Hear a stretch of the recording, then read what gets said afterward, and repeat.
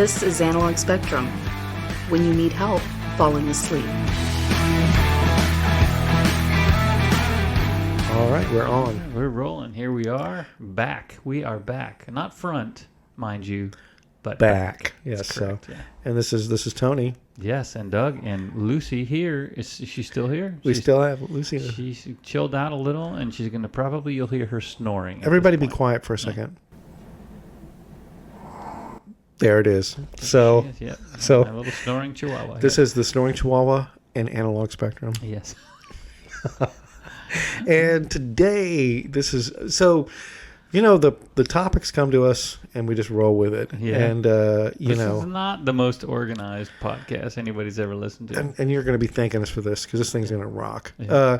We're going to talk about things that we love, idolize, that was maybe an important point in our life at one time, and now we don't anymore. Yeah, for now, what meh.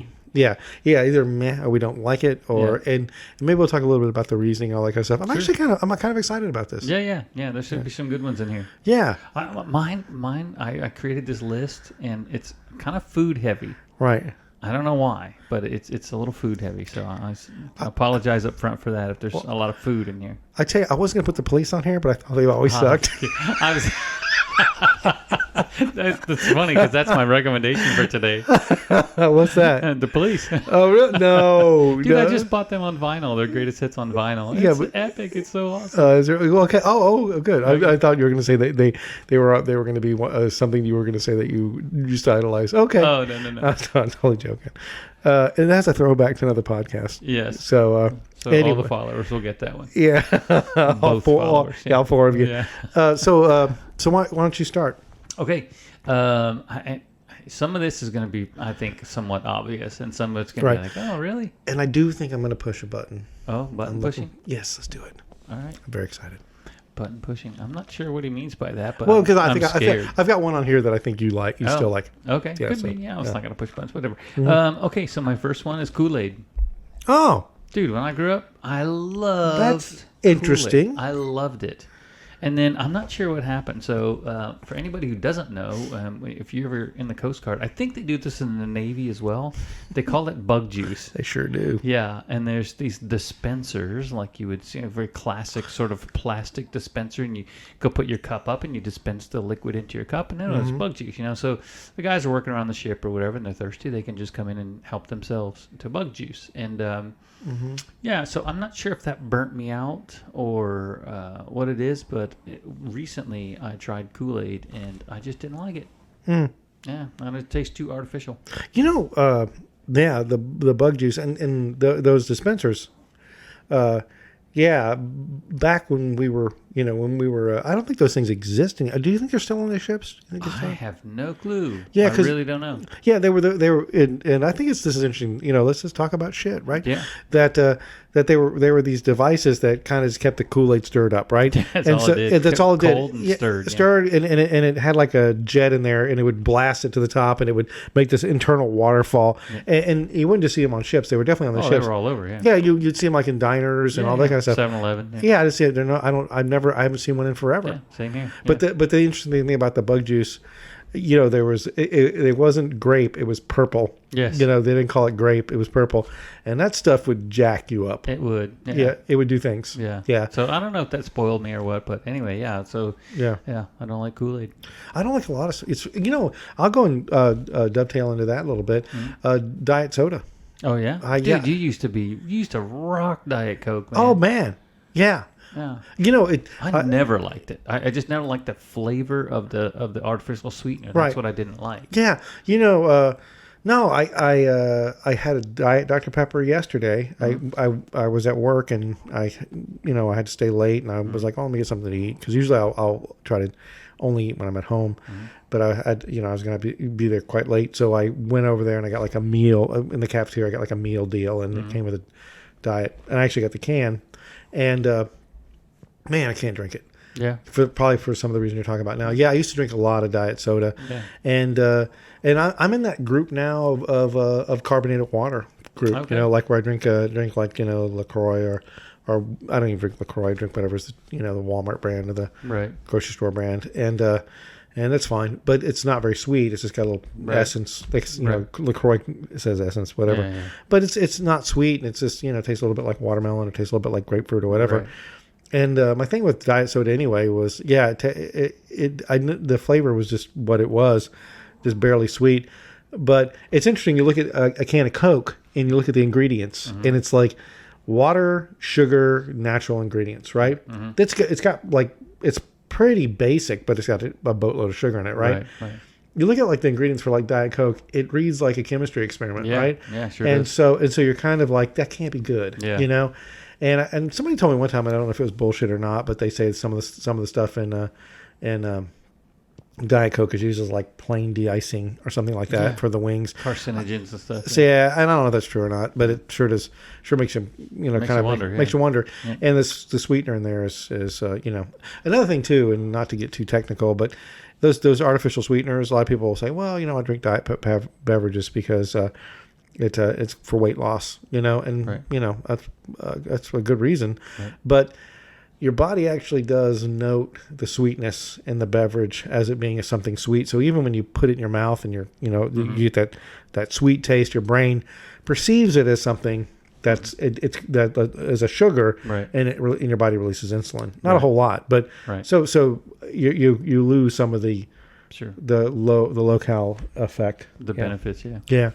So diet soda. So speaking of that, this is a little side note here. I'm not going to say this person's name because a lot of people know who it is, but it was a famous actress. I ran a Starbucks in a affluent area, and there was quite a few famous people that came and went. In the States? Yeah. Okay. In the States, in California. And so this actress would come in, and I am not joking you, she would order a large black coffee with 20 Splendas. Wow. And drink that thing.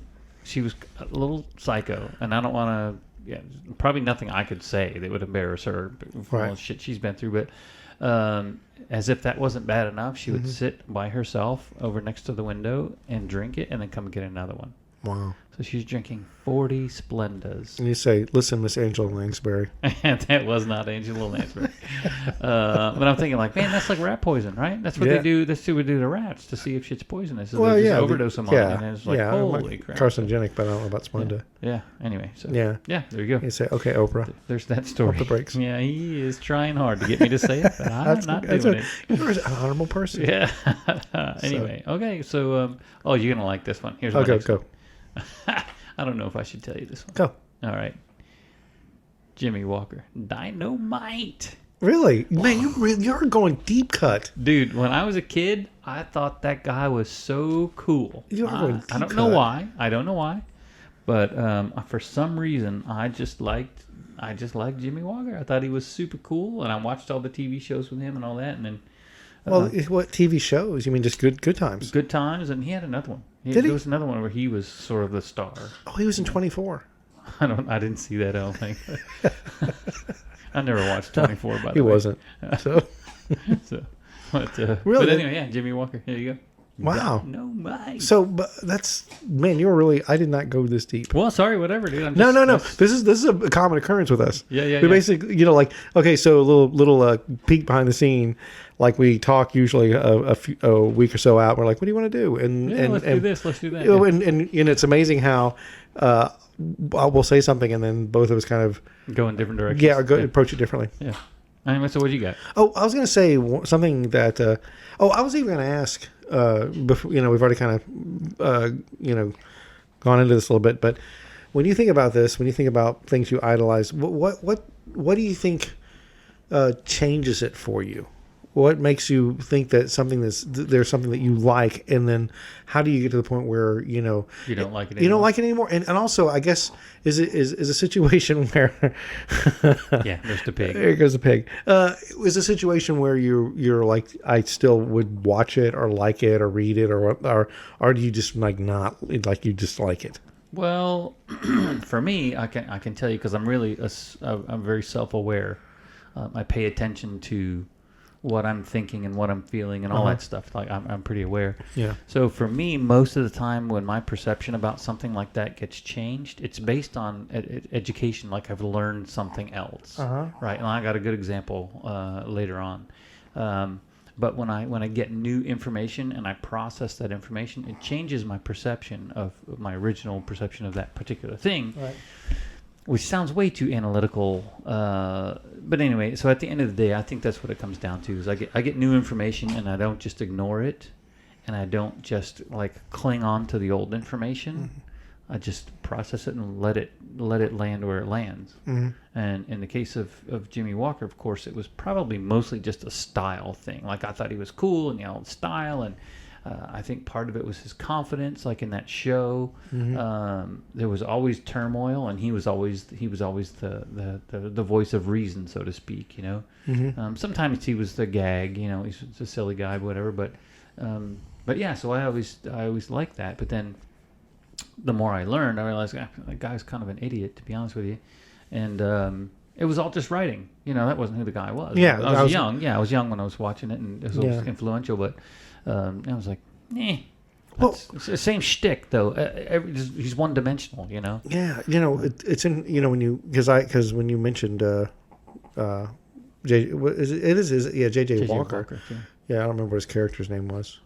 But JJ something. It wasn't Walker, but yeah. Yeah, but the character's name. I mean, the actor's name is JJ, right? Yeah, Jimmy. Jimmy, or something like that. Yes. Yeah, you know, because I definitely, you know, that was a character in time, you know. Yes. And it was like Urkel, you know, saying. Yeah, and of course, you know, the way society was, you know, with the African American community at that time and all that stuff and that whole show, but I've seen interviews with him afterwards, and he's not that guy at all. I mean, not even close, you know. Yeah. But interesting. Okay, so all right, so I'm going to throw out something broad and maybe kind of narrow it down. I've lost a lot of. I used to be a real big reality television fan, and usually like the competitive type reality shows. Right. And I struggle with those now. I don't want to watch them anymore. What do you think the difference? What do you think the change? You know, okay, that's a good question. Okay, so I will say that I have not, you know, like the prime, reality TV prime would be like Survivor. Yeah. That's number one. Yeah, Survivor, Amazing Race, things like that.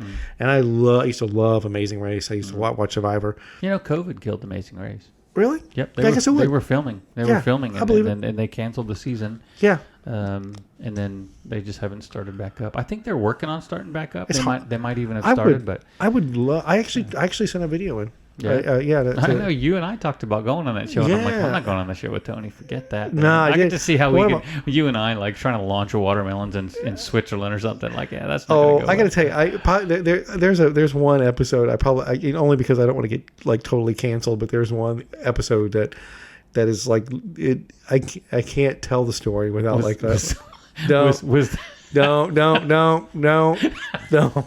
know exactly what you're talking about. I don't even know what you're talking about, but I know exactly what you're talking about. So I'm just going to say, is there a knight's armor involved? Yes, there is. Yeah, okay. So there is. But anybody who's ever watched that show knows exactly what we're talking about. Yeah. So, but I think honestly that, and I haven't watched it in a while, you know, and I still think about that. I can't stop laughing. I know. Well, that and also the water balloon to the face one where the girl has the. It was a watermelon. It was a watermelon. Yeah. Like with the catapult. Yes, that was so. So I will say with Amazing Race and Survivor, I haven't watched it in years, and so I think I just kind of fell out of love with it, you know. Yeah. But I think probably I even kind of got into things like American Idol and things like that, right? Okay. And even though it was cringy, I did appreciate the fact that a lot of times people would come in there and they just gave them like really hard critiques. You know, they would be like, "Yeah, you're horrible. You know, you're horrible." And I think that's one of the reasons I've kind of fallen, out of favor, is because now we live in a world where everybody's perfect. You know what I mean? And they don't they don't do the cringy stuff anymore. Right. And I think sometimes in the world we live in now, sometimes that's not the worst thing to hear. You know, right. or to see people that that are told that maybe this isn't, because that's also a world I live in, where a lot of times I have to tell people that that their dream is not it's just a dream. Right, It's never going to be. yeah. It's never gonna be reality. I've never. So I did like Survivor. Yep. I thought you binged it once, didn't you? Yeah, we did. Yeah, and all the free stuff. I refused to pay for it. I'm so stupid about some things like that. Like I've never paid 1 penny for one app ever. I've never bought an app. Right. And I won't. I don't know why. I couldn't. It's not I don't rational. think I have either. It's not rational. It's not because of something. It's just I don't know. I just never did. And it's idiotic. But yeah. So I feel you on that reality TV. And I think for me, there's two things that happened. And one is it just got way too scripted. It was not reality TV anymore. It's just like, let's manipulate the cast. Right. In such a way that we get the story that we want. Right.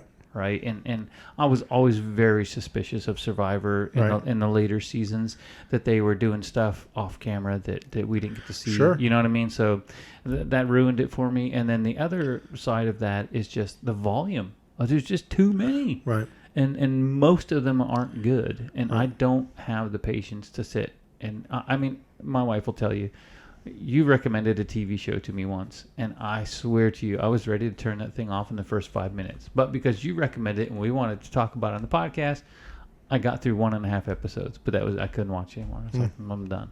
So I don't have a lot of patience for that kind of stuff.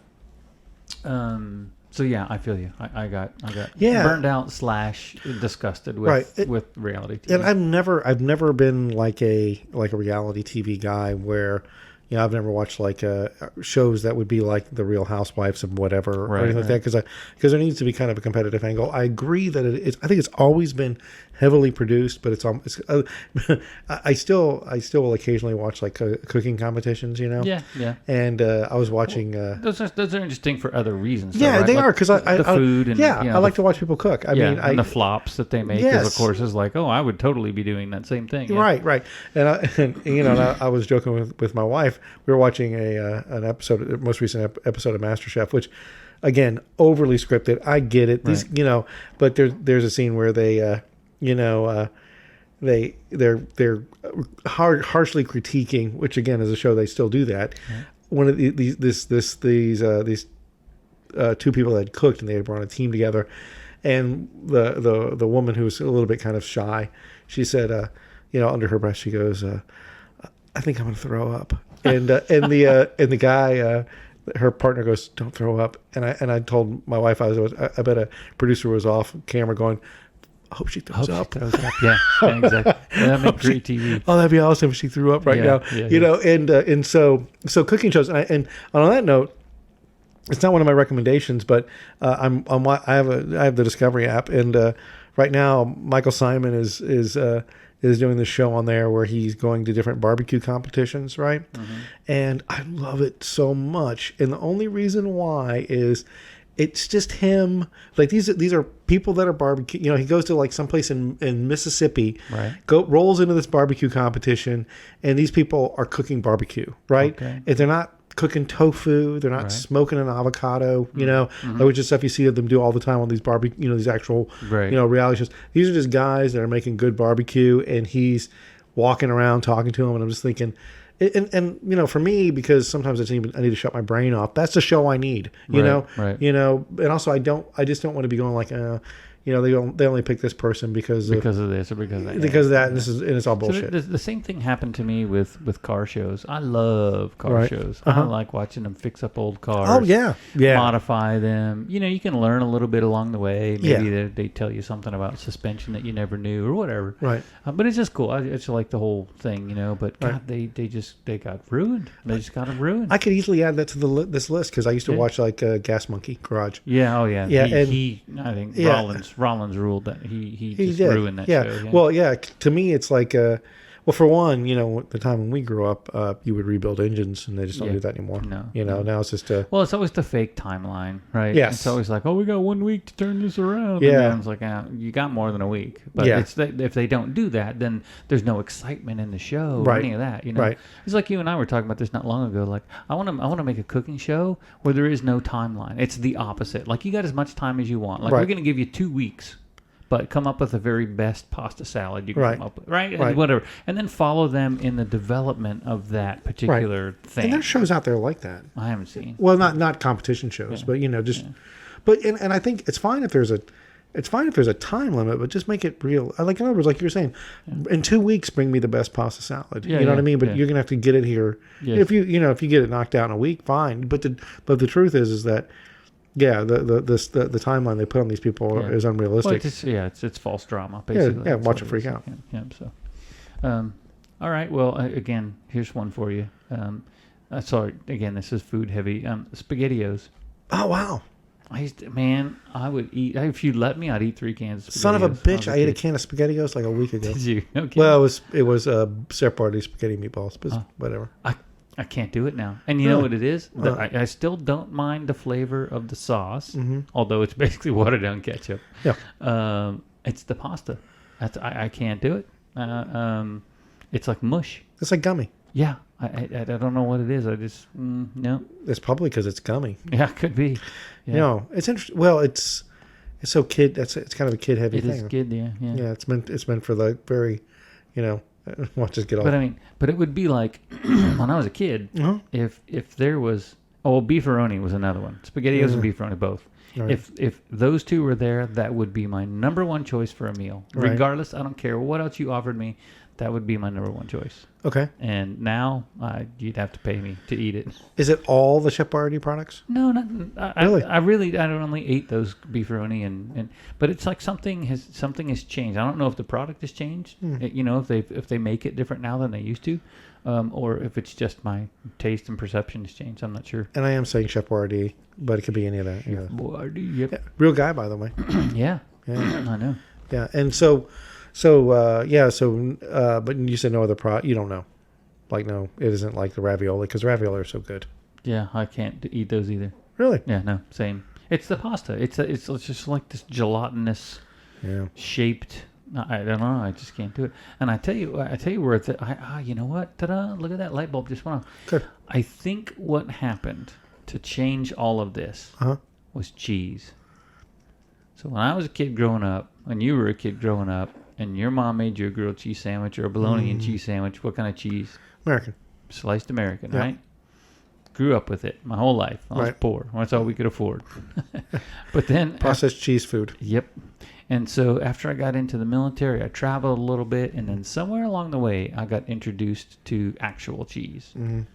And I won't say it was instantaneous. It took me a while. Mm-hmm. But then after I started eating, I'll just call it real cheese. And I tried to go back and eat American. I couldn't do it. It's like plastic.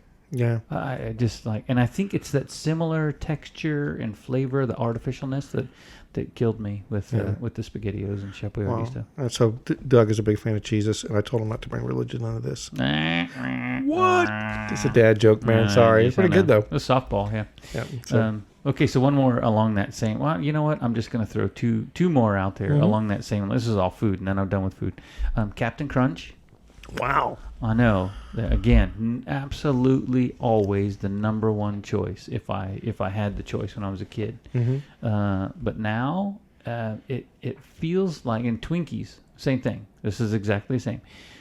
It feels like I ate a Twinkie like, I don't know, maybe 2 months ago. Mm-hmm. And it's the same as the Captain Crunch. It feels like when I eat it, it feels like my mouth gets coated in fat, like in this fake hydrogenated fat.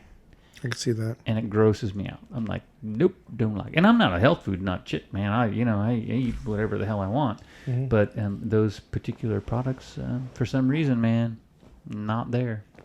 You remember eating Captain Crunch when you're a kid and it'll like tear up the roof of your mouth? Yeah. And you're like sore for 2 days and you go back and eat more Captain Crunch. Well, I remember pouring a big bowl of cereal and sitting in front of the TV on Saturday morning. Yeah. Pumping yourself full of sugar, watching commercials about eating more sugar. My parents went like, oh shit, he's awake. Here's the milk, here's the cereal, go back to bed. I know. So okay, so that's my food. Food stuff. This one I'm gonna throw this out here, and you can tell me to shut up if you want. Okay. Shut up. I'm over Westworld. I got through 1.5 seasons, and I'm over Westworld. Okay. The first season was awesome. That's my thing. Yep. And Again, what got us here? All these are different. yeah. I watched that first season, and I guess in a way I kind of don't blame the people that made Westworld, but they were in a lot of trouble when they hit season 2 because season 1 was just amazing. Yeah. I don't even think that's it, to be honest with you. But what I think that it is they're trying to stretch it. They're trying to get all these people jobs and make money and all of that, which is there's nothing against them for that. The problem is that the idea is finite, and they're trying to make it infinite, and they're stretching it so thin that there's no more interest. Right. You know what I mean? It's like we're going to do an episode about bad guys. Our favorite bad guys in movies and books and stuff. And I thought about the chick in Westworld that's searching for her daughter. Yeah. Give me a break. She's a robot, so she has no real actual emotion, which is part of the story, right? Like, there's sentient, whatever, right? And she's Pinocchio. Yeah. But the other part of that is like, she's basically given a choice between freedom, which is the Holy Grail, right? It's what they've all been looking for, or going back to search for a daughter that she knows is not hers. So to me, that's a false. That's not even viable. I mean, it's lame. That's the word I would use for it. Lame. I think the show would have done, and we either talked about this offline or in a podcast, but it would have just been a lot better as an anthology. Yeah. Just and you could have linked them all up. Yeah. But we talked about that offline. Because you imagine how cool it would be if they would have, we go to the world of India hunting tigers and all that, and we see the same thing happening, but in a different realm. And not try to do. And you've got through season 1 now, right? Yeah, I'm done with Okay, spoiler alert. Yeah, the whole Man in Black thing was great. The fact that it turned out to be the young guy and the old guy with the. I mean, when that happened, you're like, oh, and I mean, I don't know, that was amazing, and but then in season 2 they try to kind of recapture that in a way, and it's like, why don't stop? It's you're just not gonna get away with it, because everybody's looking for it now, and well, not just that, but it's also, it feels cheap. Yeah, it feels cheap. It's like bad storytelling. Well, it's the M. Night Shyamalan thing, where they're kind of like, no, he's got to have a twist, and poor guy, he's gonna try to deliver, Well, nothing against those guys. They got the gig. Do your best. But no, and I think it's a super interesting concept, but again, we can deliver the goods differently. So so that's one of those shows that I'm over only because it obligated me to get. I mean, I was just like, I can't. I think I got through season 2. I think I don't think I didn't watch season 3. Okay. Yeah, so I got through season 2, and at that time I was just kind of like, this is kind of bullshit, So, and I was kind of done with it. Yeah, it's funny because I kind of feel like that about literally almost about all TV and movies. Like we did Maverick as our first podcast, and I will tell you that upon reflection, that was a mediocre movie with fantastic effects and some halfway decent acting, and that was it. But from a story perspective, I think I even mentioned that in there. From a story perspective, it was weak, I thought. Well, the story's, it is. I thought the acting was great. I mean, I thought Tom Cruise was great, but and everybody else just kind of did what they had to do. But yeah, I agree. That the story itself is something that's been done 1,000 times. Yeah, but that's what I look for when I'm watching TV or when I'm watching a movie or whatever. I'm looking for that escape, right? And I can't find it. It's too the production process is too transparent nowadays to me. And I don't think that's my perspective. I think it's just they're cheap. I mean, when I got into the video world, this is interesting. When I got into the video world, I was trying to film whatever I could film. I was trying to get a gig, didn't do anything, and. So I bought a camera and some decent lenses and some lights and so on, and I was willing to, I'll shoot your commercial for you for $500, when it would normally cost you $50,000. I bought one of the earliest drones that you could get with a decent camera and so on. So I was riding that wave of technology that was bringing costs down to production. And I met a guy. I was just happened to be on a trip to Yosemite, and I met a guy. He saw my camera. I was on my motorcycle, and I had a whole thing set up on the back for my camera and stuff. And we started talking, and he actually had just left Hollywood. He was a commercial guy. He used to make commercials. And he said, there's no money in it anymore. Like, you get a guy like you and one of your friends, and you can do it for $500, where we used to have 4 or 5 union guys on the gig. So the advertiser would pay $50,000 or $60,000 for this ad, but it gave 4 or 5 people work, and writers and all of that stuff. So the whole thing just sort of got shoved downward in terms of production value and stuff. Where, I mean, image quality you can do for $3,000 now. You can do what 15 years ago cost you $20,000, and if so not more. Yeah. And so all of that sort of change to me is reflected in television and movies nowadays. It's like they do it.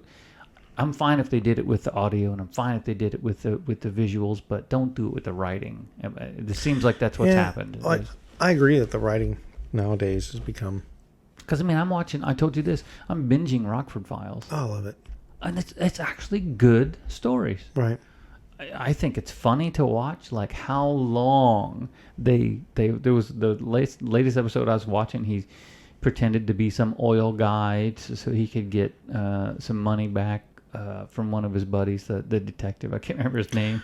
Oh, what's come to me? Yeah, that detective dude. Yeah. Yeah. Anyway, so but man, so to establish what he's doing, of course, you would want to show like, okay, he shows up with the crew and they're setting up the rig, right? Right. That was literally like 4 to 5 minutes. And nowadays that would be literally 20 seconds. Yeah. Well, that's all they would show you. I think there's a problem, and we're off track again. But that's all right. Us? No way. But I do think the writing in Hollywood nowadays sucks. Yeah. You know what I mean? Yeah. With a few exceptions. Yeah. Yeah, with a few exceptions, Yeah. and I think there's no independent properties. Everybody's looking to remake. Yeah. We've seen it now for 6-7 years where. And we talked about it in one of our other podcasts that, you look at like the Marvel universe is probably what really kind of started driving it. It's because they're all about the money, right? Right. I think all stories are kind of built on a very similar foundation. Occasionally, you'll see something where people take a completely unique approach to filmmaking, but they're it's the whole hero's journey thing, right? Well, there's only I forgot what it is. There's only like 6 or 8 stories. Yeah, so and everything else is a variation of those in Shakespeare. He played off that real well. So but you look at something like a movie from our past, like let's say for example, like Back to the Future, right? Okay. An interesting movie. Story itself is interesting, but something that's kind of been played with, but the writing is amazing. It's a pleasure to watch. Right. Yes, but then some people have the ability to take that and one up it, right? Like so they took that movie and they one upped it when they made Time Traveling Hot Tub or whatever the hell. Oh, Hot Tub Time Machine. Hot Tub Time.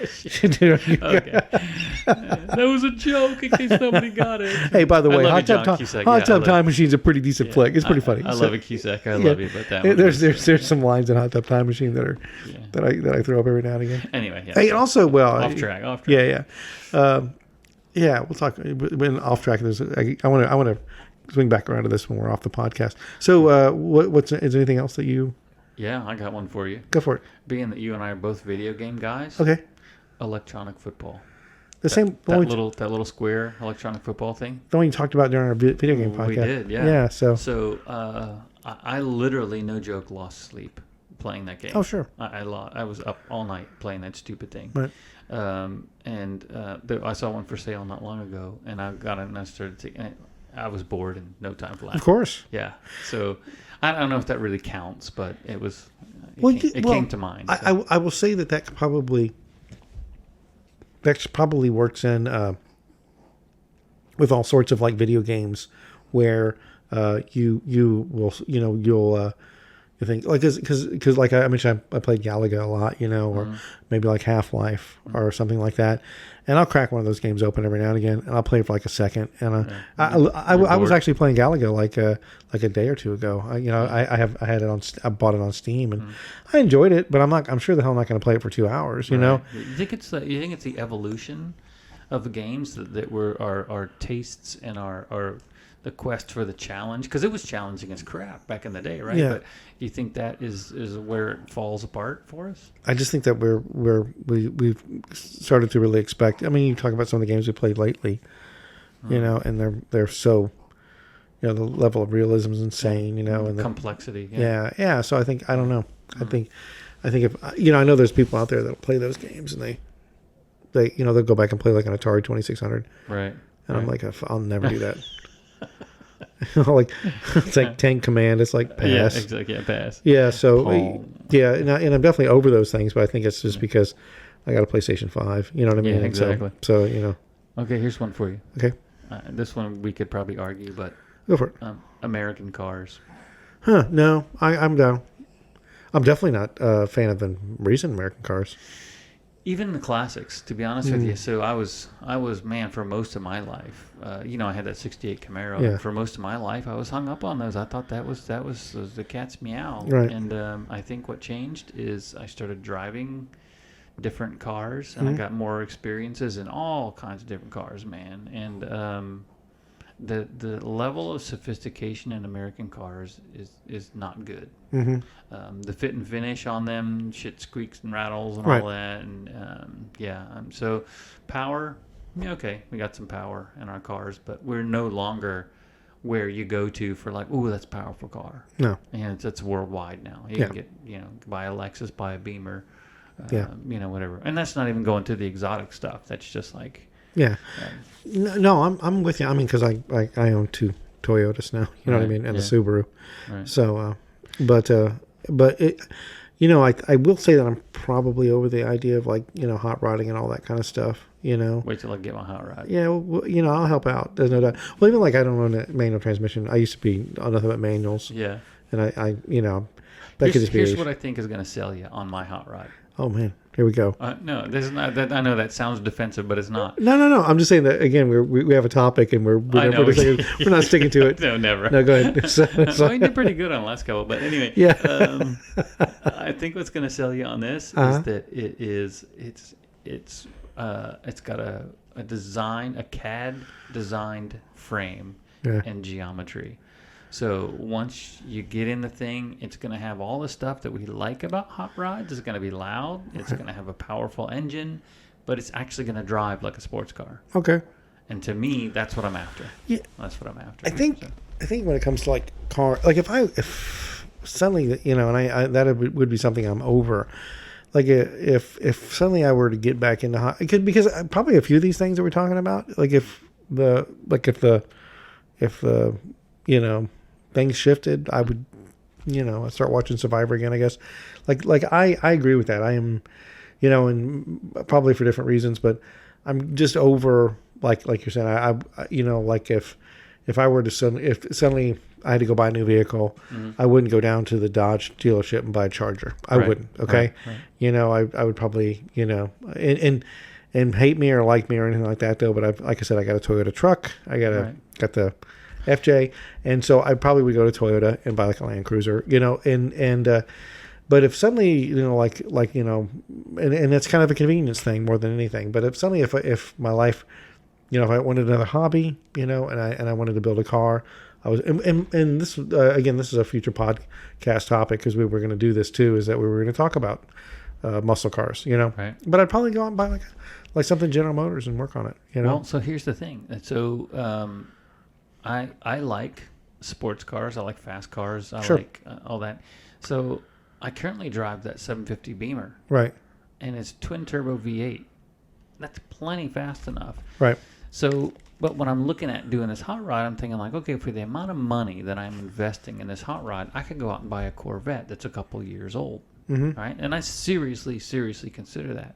And then you go down and you look at the outside and like, man, that's a sexy car, man. Mm-hmm. That thing, it looks great. I love those C6 Corvettes. Mm-hmm. They're very pretty. Yeah, I don't like the new ones too much. They're too Ferrari-ish for me. You know, that wedge thing I didn't like too much. But anyway, that's just personal preference. But my point is, awesome technology, right? Super powerful, great traction control. They got all the computer gadgets. You can do timing your laps. You can record your laps. They got bumper cameras, all that stuff. Great stereos and all that. But then when you get in and you sit in the car, it's like it doesn't feel like a car that should cost. It doesn't feel as high quality as a car that should cost that much. Mm-hmm. Whereas my Beamer, I paid a lot less. I mean, a lot less than you would pay for like a third of what you pay for a Corvette. And it is glorious inside, man. It is super high quality, everything about it. And General Motors in particular is bad, and also Chrysler. I don't like Chrysler products at all. The interior stuff. Ford, not too bad, but anyway. So yeah, I don't know when that change actually occurred, but I can tell you that's like I don't think I'll ever buy another American-made car. Yeah, unless things change. Yeah. But also, sometimes I look at, and again, it's total preference, but I look at a Cadillac, and I'm like, oh my God, that's nothing visually appealing about that vehicle to me at all. So exactly. Yeah. So. All right. So okay. You got any more? I got one. Yeah. Okay. Docking. Okay. Hey, did you know that rhymes with rockin'? It does. I used to love them. No. Okay, so here's one for you. I used to be a huge fan of MMA fighting, and I don't watch it anymore. Interesting. Yeah, and I've kind of locked this one down. I know why. Okay. Well, so going back probably, I don't know, 9 years ago, and back when binging was becoming a thing, my wife and I started binging a show on MTV called Bully Beatdown, and there's a guy named Jason Mayhem Miller that was on there. By the way, I remember the show. Yeah, he's crazy. That guy's crazy as a loon. He's Just crazy. loon, Yeah. But the show was interesting, and he would what he would do is the concept was some guy, and it probably was very staged, reality TV again. And there was some kid that was getting picked on, and they would bring an MMA fighter in and beat the bully up. You know what I mean? They would get him in a ring together. But that intrigued me. Not and again, the show itself was fine, but it intrigued me. But I started watching MMA, and I went down the MMA rabbit hole and started learning about the different fighting styles. But at the time, it was pretty easy to watch, and it was on Fox, and at the time I had cable, and I had DVR, and I could DVR it, and there were and one of the greatest reality TV shows ever made, and I'll defend it, was the Ultimate Fighter, and I think it was one of those shows that was clearly not staged, and the reason why is you put. Typical reality show, put whatever 14 guys, 10 guys, 12 guys, whatever, in a house, and at the end of each week, they would always have team coaches that were actual MMA fighters, right? And these team coaches would draw lots or whatever, and they would pick fighters. Like, and if it was Team A's turn, he would say this guy's going to fight this guy, and they would do the week, and they would do stuff that probably was staged, Right. But then they put these two guys in the ring, and they'd do 2 or 3 rounds, right? And there's just no way you can fake that. You know what I mean? Right. So and so I'd watch that, and I watched the MMA. But what ended up happening, and I would do the pay-per-views. So I really, me and my wife loved it. So that's something we kind of shared. But the show moved over to ESPN, and the only way you could watch the show was to get ESPN Plus. Now, and you're going to be anybody listening out there, they're going to be like, that's the stupidest thing I ever heard in my life. But one thing about it is, I just want to watch the fights. Okay, I don't want all the Sometimes I want to see a little bit of Fighter Expo. Right. They talk about this, but the thing with the ESPN Plus app, terrible app. Okay, didn't work great, and even if I were to and it used to be I could record the fight, DVR the fight, go back and watch the fight. Right. I couldn't do that anymore. And even if I could fast forward with it, it did not fast forward in a way where I could tell where it was fast forwarding to. Okay. Typically you get that little window that pops up, and you can say, "Oh, commercial's done," and then I can.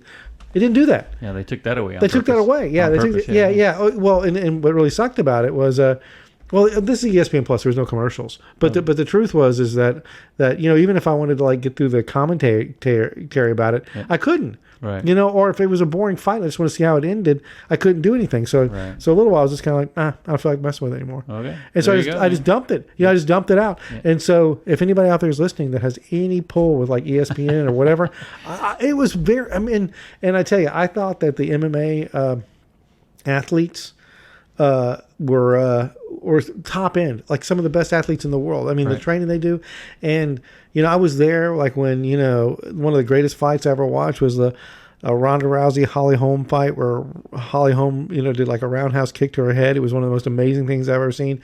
I watched McGregor fight like crazy. I watched all that stuff. I followed those folks, and then gone. Just as soon as I moved to ESPN Plus, I gave it.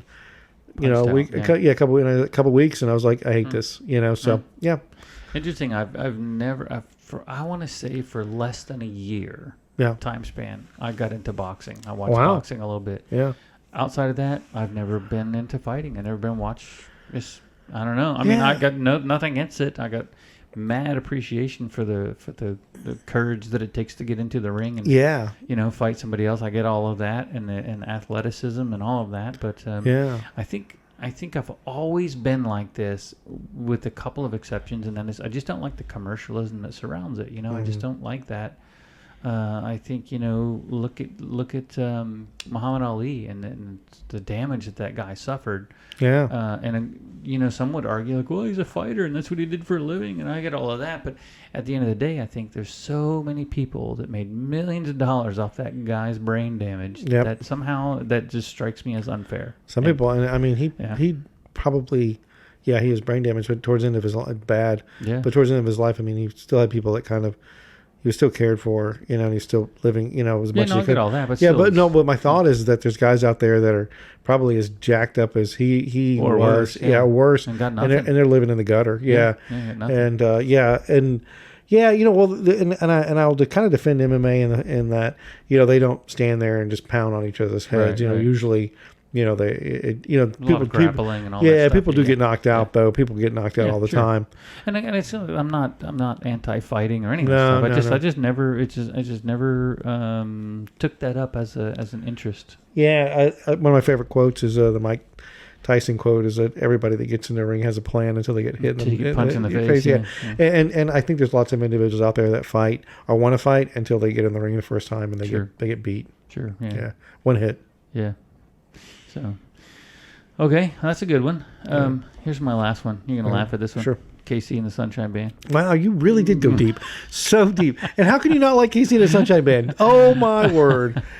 That's like my Police. Yeah, sorry. No, it's all good. I listen now, and it's like, oh, my God. It's like needles in my ears now. Really? That bad, huh? It is, yeah. I don't like it at all. I'm going to play it on me. SATU. That was basic. That was basic. Oh, that was basic. What did Casey and the Sunshine Band sing? Oh God, baby, please don't go. I don't freaking know, man. Yeah, I don't know. Anyways, sorry, but no, that's Bay City Rolls, which I do like them. Yeah. For Scott, I don't know anything about them. I like that song, but that was it. Yeah, and then So no, I was actually going to make a comment on music. There's lots. There's like I'll use it as an example. Okay. Not that I'm over them, but. I didn't know where else to put it. I have two more, and then we'll finish up. There's like Boston, for example. Okay. Their first two albums, amazing, awesome, amazing. Okay, third album, not so great. There's a story behind that. Yes, a big story about the whole, the whole production and being held down by the man, all that kind of stuff, right? And then the fourth album, which I go on Spotify, and it's like you're talking about with the Casey and the Sunshine Band can't do it. But you can still listen to the original Boston. Oh, of course. Yeah, but I can't listen to the Casey and Sunshine Not Band. The original. The old stuff. I just when you say Casey and the Sunshine Band, I think about, I don't know why I make this connection, but I think about Sid and Marty Krofft. Oh, wow. Yeah. That's a weird connection. Well, yeah, I don't know. Maybe it's the Sunshine Band thing. I guess. Boy, that's a whole thing, isn't it? Yeah. I used to love Sid and Marty Krofft stuff. Oh, did you? Yeah, like the... Nah. Yeah.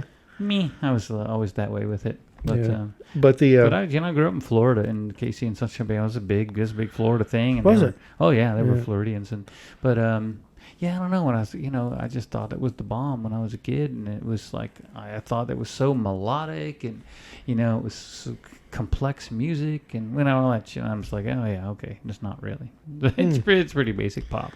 and it doesn't. And now to me, it doesn't even sound good. Like the keyboard to me sounds, it's acidic. Really? Yeah. So, yeah. So last one for me. There's, and again, broad working away, and there's comedians that I've listened to that I used to love, and I'm not fans of them anymore. Oh yeah, tell me who? Like who? Well, there's always the Dane Cook. I'm not a big fan of Dane Cook anymore, but I remember. Who is that, Dane Cook? Oh my gosh, he was a big comedian in the early 2000s. Yeah, I think I fell out of. Yeah. It was a stand-up. Yeah. Yeah, and I then think I fell out of that. And then Amy Schumer, I can't listen to her anymore. Never ever liked Amy Schumer. I got her first album. I actually saw her in concert. Yeah. Yeah, I got her first album, and it's funny. You know what I mean? It has some funny stuff on it, right? But then it's but she just kind of for one, she's kind of notorious for joke theft, and then there's all kinds of stuff on YouTube, and you're first like, well, how bad could it be? And then you watch the videos, and you're like, wow, yeah. And the other thing is that she is kind of a one trick pony. With that, and then when we went to go see her in concert, man, it was just like she'd kind of phoned it in. You know what I mean? You really want So after that, I was kind of like, I'm kind of done with her. And and all the criticism she gets now, I'm kind of like, well, I kind of get it. You know. But other comedians, I don't know. I mean, any for you? Do you think of? No, it's weird, man. I was just thinking to myself with the Amy Schumer thing. I just didn't like her never, ever, ever liked her. Right. But I'm kind of particular about my comedy, and I can't put my finger on it because I like very sophisticated comedy, and I would place Seinfeld in that because it's his observation stuff. Did you ever notice that it was all well thought out, well timed, well rehearsed stuff. But then his TV show, there was a lot of interesting stuff in there as trying to make comedy. Right. It's, by the way, in case you didn't notice, I saw that. I'm wearing a Vandalay Industries I t-shirt. did see it. Yeah, I know. That was a gift from the wife, and I very much covet this t-shirt. But anyway, but then I also like Dumb and Dumber. I also like crude stuff like Eddie Murphy and whatever. I remember you and I were like, we'd seen Dumb and Dumber close together, and we were laughing. Man, oh my God! That's probably my all-time favorite comedy movie. It's definitely if I were to come up with the top 5, it would be in there by far. You know what I mean? Yes. Yeah, but there's stuff in there that is it's brilliant. It's brilliant. It's stupid funny. Yeah, or not smart stupid. It's very smart, but it's dumb too. It's slapsticky kind of stuff. But so I don't know. I don't know where I stand on comedy. we have to be careful, man. We'll start quoting Dumb and Dumber. I'm on the verge. Me too, man. I am on the verge. What quote were you gonna do? I like it a lot. I was gonna do. How was your day at work? Pretty good. Fell off the jetway again. How about you? I got fired. You loser. Hell, like, there's no way we're going to find a job in this town. Not unless you want to work 40 hours a week. Yeah. Oh my God, man. Well, I got a couple of friends that are we have that similar connection. Like we can watch that movie over and over. And so but yeah. So anyway, off track. Yeah. Oh yeah. So yeah, I don't know where I stand on comedy. I mean, there's some stuff that I have and still do idolize. I can't think of many comedy things that I really, really liked, and now I look back and don't like them. Right. If I think it's funny, I pretty much always have thought it was funny. So yeah, movie wise, that dog, that's so funny. Okay. But no, if you can't hear it, man, she is pigging it out. Yeah. But no, there's probably movies that I would probably put on that list where I've at the time I was like, that's just the greatest movie ever, and then I go back and watch it now. Kiss Meets the Phantom in the Park. Which one's that? Kiss Meets the Phantom in the Park. Oh yeah. Look that up on YouTube. If you really want to see horrific movie making, look up Kiss Meets the Phantom in the Park. And I will tell you this. Right. My brother and I were huge Kiss fans. I still like Kiss a lot. Right. Especially their older, the more kind of the original 6 or 8 albums. Sure. But when that movie was coming out, I mean, this is pre-MTV and all of that. I just thought it was amazing when I get to watch those guys move, because I had the comic books and I got the album covers and all of that. You see them in magazines, but it was no MTV. I didn't see him move, and whatever. I was too young to see him in concert at the time.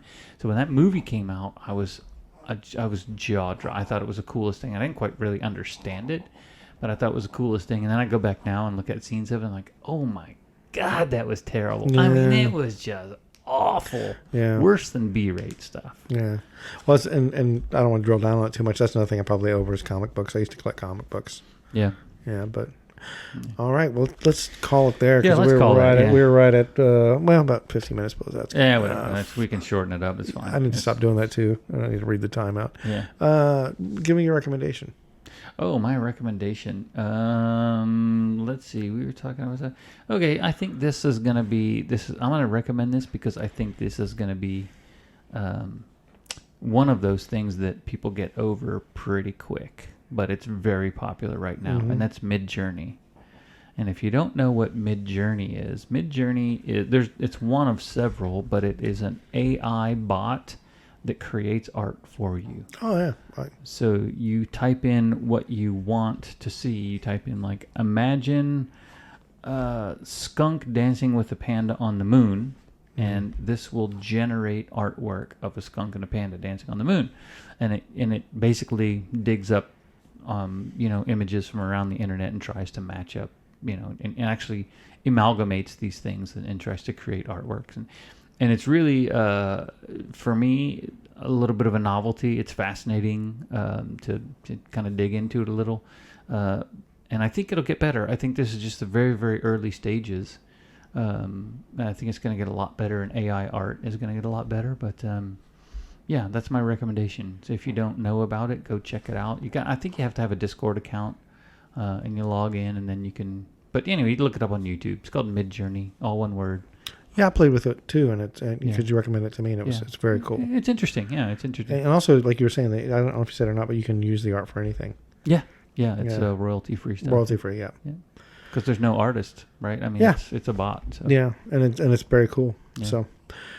So my recommendation. What about you? I was going to say that I'm going to recommend a podcast that I did recommend to you. I'm going to recommend the Video Archives podcast, and it's a Quentin Tarantino and Roger Avery podcast, and everybody knows how we feel about Quentin Tarantino. And all they do is they watch movies, not necessarily obscure movies, but for example, they did a podcast on Moonraker and Firefox, the two movies from the James Bond movie and so forth, and these two individuals, Tarantino and Roger Avery, worked in the Video Archives together, and these are like films they used to write. They would recommend these movies to their customers when they were working in the video store back before. The one thing I really like about it is, and this is what I discussed with you, is that it's interesting because Tarantino is, to me, and I'm not trying to put him on a pedestal, but he is Tarantino, right? And the way he talks about these movies, I listened to the Moonraker Firefox podcast I just mentioned. It really, he's not pretentious. He's not, he is definitely coming at it from a place of an individual who loves cinema, clearly has knowledge, but his conversations remind me of our conversations. And he's not saying, well, if I was the director, I would have done this, and, I would have gotten this guy to come in and do this. It is like us talking about a movie, right? Okay. So only smarter. Yeah, well... No, not necessarily even smarter. What? I mean, we're as smart as Tarantino. No, but he clearly has knowledge. Okay, True. He'll say things like like about how a shot might have been framed or something like that. Right. But but like for example, when they were talking about Moonraker, Roger Avery, who's also in cinema, I think he has some writing credits in Tarantino movies and whatnot, and he's in the entertainment industry, But they were just talking about like how, Avery was mentioning how he now really likes Moonraker. He thinks it's one of the best James Bond movies. And Tarantino was like, nah, I don't think it is. And he was able to like respect some of his arguments, but he was kind of like, I don't see it that way, right. and these are the things the issues that he had with it are issues that we would have had with it. You know what I mean? Sure. As a person who likes cinema, it wasn't like he wasn't saying like, well, they use like a 2/32 over spooling, blah, blah, blah. He didn't do any of that stuff. You know what I mean? Right. He was just saying, this is, the gondola, like, for example, I don't know if anybody remembers Moonraker, but there's a scene with a gondola that, and he's like, that's just stupid, and that's exactly what, I would have said, Yes. so it's interesting that you have this individual who has, the entertainment chops that he does. And it's clear that everybody talks about him being that way anyway, that he has a love of cinema. Right. But actually, he's a master storyteller. Yeah. I mean, he really is a master he storyteller. really is, Yeah. and he does talk, and like he'll talk about his films, but more in like, when I was working with like so-and-so, he'll say like when I was working with Kurt Russell, something like that, we had a conversation about this, Right. And, but it's not it's just Not pretentious or nothing. Yeah. it's just very interesting to hear him talk about cinema the way you and your friends talk about cinema. Cool. What's it called again? It's the Video Archives podcast. Video Archives. Okay. Yep. So There you go, folks. Check it out. check it out. I hope and honestly, if Quentin, you're listening to this, it's my pleasure to go ahead and I know that you might need a little boost up, and I'm glad I could offer. Yeah, and we'll have you on the podcast, but you're probably going to need to sponsor a little. Yeah, I mean, my thing is, I don't know, he's not quite at our level yet. All right, that is all we have. Yeah. So we'll just drop that there. all right, thanks again, everybody, for listening, and See you next time. See you next time. Bye.